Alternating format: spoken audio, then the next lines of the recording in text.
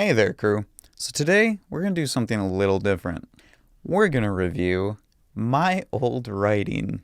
So pretty much, back in college and high school and stuff, I like to write a lot, whether it be poetry or stories or anything like that, and I actually took creative writing classes. I write a lot better now, in my opinion, and honestly, I'm kind of terrified to look at this because there's a lot of times I would do things last minute. So, I guess let's jump right into this. 1 is a company, 2 is a crowd. Such a creative title. Why is there so much blood? The decrepit, ooh, I was trying to be fancy, man lay there upon the sidewalk, his suit stained red from the massive amounts of blood oozing from his mouth. I know you. I've seen you when I visited that big business building. I couldn't even come up with a title for the industry. Are you? The slowly fading man raised his hand in pain, wincing at the muscle contractions beginning to occur. Man, I was really trying hard for this. I really wanted that A.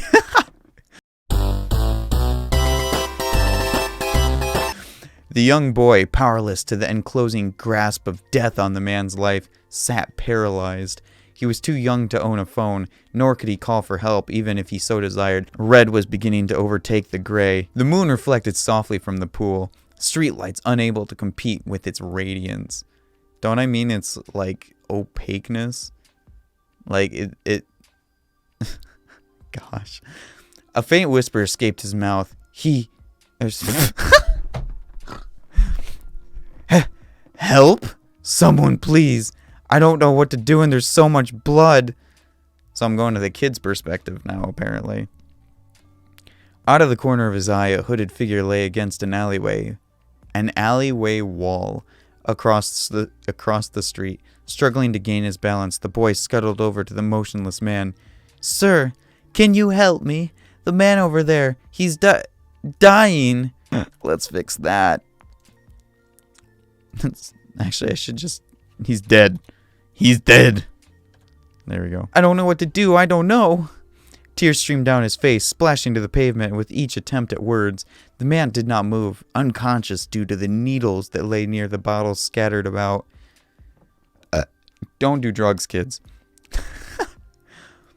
He shook his...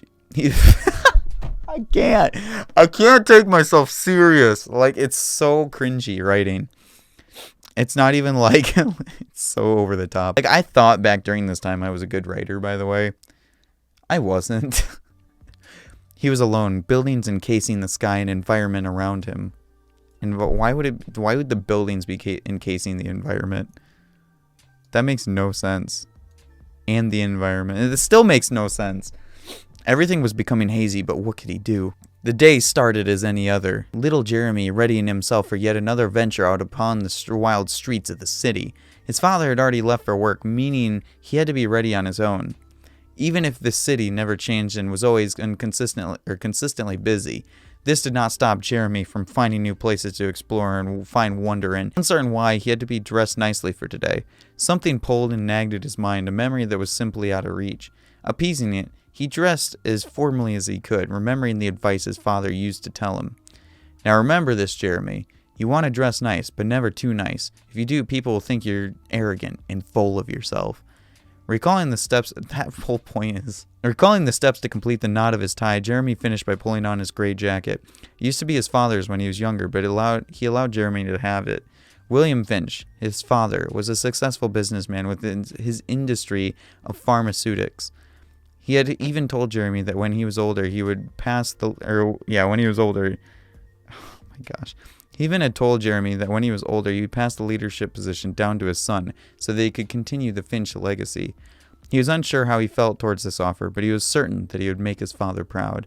He exclaimed to the air while pointing, "Time to adventure! Watch, Dad! I'll make you proud and bring back lots of stories!"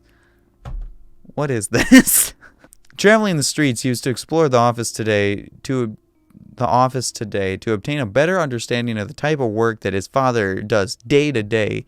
He knew that it had something to do with medicine, but had no idea to what extent or what they truly did. Hey, Jeremy, will it be another Coney dog today? This one will be on the house if you're up for it. I'll throw in a root beer for ya as well. The man that ran the corner hot dog stand at the intersection, Joe Polanski, was an excellent cook and actually used to work for the pharmaceutical. Why is that? He always knew his order for each morning. When he began to explore, he knew he would always be there to greet the boy.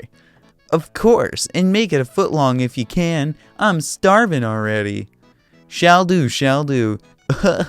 You want everything as normal as well, right? Duh, you know me better than anyone else when it comes to food. He cooked up the fresh dog, stirred and scooped on the warm chili, finishing by sprinkling on onions, cheese, and green peppers. He always knew the perfect way to make a coney dog, and Jeremy was honestly surprised that he hasn't had more business. These are such long sentences, and I run out of breath. Joe was fired from the company a few years prior, creating bad blood between the Finches and Joe himself. He had a soft spot for Jeremy, however. Filling the cup of root beer, Joe smiled and asked, "So, what are the big plans for today, kiddo?" "I'm going to be checking out my dad's workplace to get a better understanding of what he does. I'm kind of excited, actually, even if it is just boring stuff." Gosh, what page? I'm on page 4 out of 9. Ugh. This is so bad. Walking inside the room was vast with differing elevators and stairwells, void of laboratories on the main floor. Tossing the wrapper away, he had saved the root beer for the tour. "Good morning, sir. Are you here for the tour?" the lady at the front desk named Evelyn began asking. "Yeah, I'm supposed to see how the business runs and check out the offices and stuff." Evelyn, I'm really trying for that kid vibe, you know. Evelyn worked for the main CEO of the company, mainly as the personal assistant and advisor to him. She knew the ins and outs of the company and had plenty of experience with it. "All right, I will be personally leading the tour today, simply due to the advisory of the CEO himself. Follow me this way, please. We'll begin now." "Wait, who is the CEO again? Isn't it my father? Hey!" Evelyn continued to walk towards the elevator, ignoring most every word that Jeremy had to say. She was professionally dressed, but still casual, her hand gripped tightly around her clipboard. Her hand slightly bulged where she held the pad, seemingly looking like a pencil underneath. The elevator dinged and requested the two inside. Jeremy took sips of the soda as the door shut. Evelyn pressed floor 100 to begin their journey, because 100 floors is just your typical average skyscraper. What the hell? Wait, so you never answered my question earlier. Why do you refer to him as the CEO and not my father? Is somebody else filling in for him today? Something like that. Hey, Evelyn, why is everyone staring?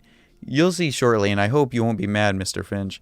That's cool. I've never been called Mr. Finch before.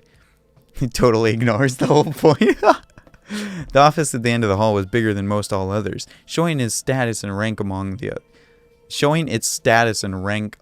others, even though I just said others. I should have just said status and rank. Why am I like this?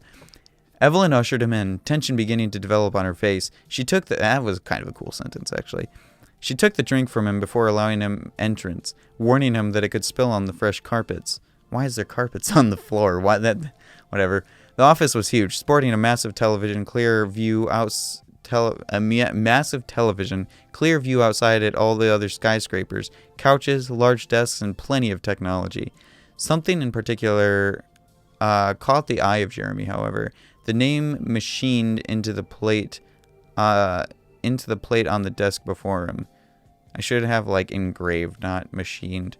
Hey, Evelyn, why does it say Jeremy Finch on the desk? Where's my A needle jammed in the back of Jeremy's neck. Evelyn whispering, "I'm sorry, sir. This is for the best, so please do not be mad with me." With that, everything came crashing around him. The room faded to black.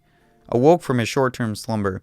God, Evelyn, would you please not let me fall to the damn floor when forcing me to switch personalities? I'm sorry, sir, but we have urgent matters to attend to, and you're more persistent than usual today. Fine. What is so important? And why do you have the cup from Joe's stand? You know that man is out to obtain and destroy this company.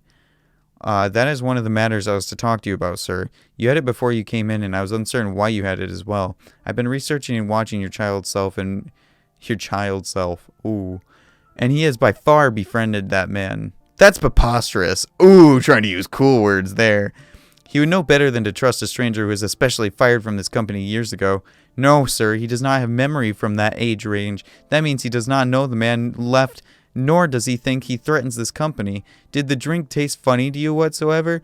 No, sir, he does not have memory from after that age range. That means he does not know the man left, nor does he think he threatens this company. Did the drink taste funny to you whatsoever? No, strangely enough. Apparently he's been putting together food for me as well, I assume. Of course, Coney Dog's just like your favorite when we were kids. Boy, weren't those the good old days, huh, Evelyn? Yeah, now we're in reminiscing phase. Okay. Oh, this is cringy. We were both kids introduced by our parents. I wish we could go back to those simpler times when I had nothing to deal with and you did not have to constantly care for me. Yeah, well, I do every day and it strangely does not bother me.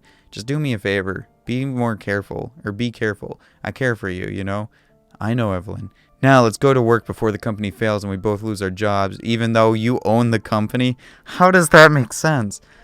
You know, it can't survive without us. Of course, sir. I hate every ounce of this story. Jeremy retrieved his belongings and left Minnie to prepare for the possible switch in tomorrow's personality again. He was glad, however, the young Jeremy at least remembered to put on the suit passed down from his father. He always had it tailored and fixed ever since then to never forget his old man, which is a weird, sentimental thing. Leaving the elevator, he began to feel slight tugs at his neck, unnatural spasms, or contractions rather, not violent or painful, but more closely to that of a child pulling on his collar. Why would he know what a child pulling on his collar even feels like? FBI, open up! It was strange, really. He had never had anything of this sort happen before. He knew, because it was not simply the aggravation of muscles. It was the transformation process that he had never had to experience while awake. Young Jeremy... how would he know that, though? Young Jeremy was attempting to escape the spiritual cage that the host personality withholds him in throughout the day. That's such a gross sentence. I don't remember finishing that field trip that the desk lady and I were supposed to go on. But oh well. Yeah, I can come help you out, mister. Do you know who I am, kid? Nope, but you kind of look familiar. Have we met before? In a sense, kid. In a sense. Stumbling out of the door, they rush as quickly as they can back to his apartment. The antidote's only location would be in the past solutions held within his sanctuary due to the constant cleaning of the company itself. That is such a long run-on sentence. At this rate, however, he knew soon he would not be able to even walk. His surroundings were already fading to black. Kid, I don't think I'll make it. Why are you talking to the damn kid? Why are you not ignoring him and trying to fix yourself? Jeremy crashed to the cement below. Blood started to ooze from his mouth and he began to choke. Younger Jeremy, tears streaming down his face, now we're back into real time, began to realize the hopelessness of the situation. Reaching a convulsing arm towards him, Jeremy attempts to ease him by signaling that he's still alive. He and the boy both notice the man in the alleyway across the street. However, there are needles and bottles indicating he may be far gone. The younger Jeremy runs to attempt assistance for help, and Jeremy simply smiles. You can't ask for help if you're not real. No one will save us. Then darkness consumed it all. Like, okay. Reviewing my own story, I don't think it was a bad idea, right? Like, I think I was onto something that could be good. And, like, the way that I played a future tense up here and then switched to, like, a later tense, right? That was kind of cool.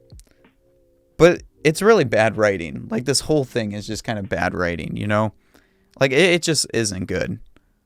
Like, there's a lot of words that I try to sound fancy with that doesn't suit the writing style. And the type of dialogue and stuff that happens between them, it doesn't reveal enough about their relationships. And you know, like the one with Evelyn, yeah, that was kind of... It revealed the relationship a lot more, but it let out too much and it led on too much. And it's really bad writing. I feel like I did this whole story in a rush. Clearly, if you guys couldn't tell. Make sure you check out all those links down below. Make sure you turn on that bell and check out all the other accounts we've got. We got a lot of cool stuff. Anyways, I'll catch you all later. Stay positive, stay creative, and have a wonderful day, night, evening, morning, afternoon. Love you guys. Peace off. Spooky, scary skeletons and shivers down your spine.